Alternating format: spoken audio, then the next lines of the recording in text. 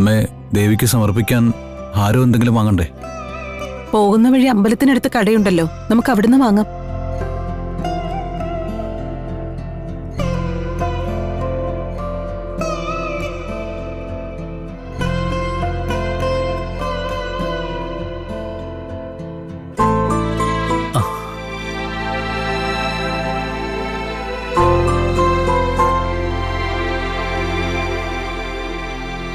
എന്താ മോനെ?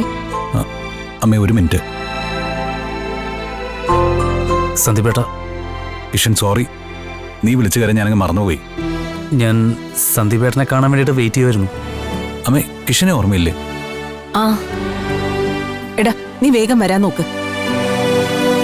സന്ദീപേട്ടനും അമ്മയും കൂടി അമ്പലത്തിലേക്കാണോ?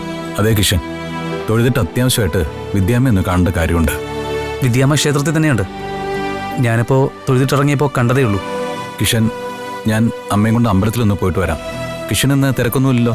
ഇല്ല സന്ദീപേട്ട, നിങ്ങൾ പോയി തൊഴുതിട്ട് വന്നോളൂ, ഞാൻ വെയിറ്റ് ചെയ്യാം.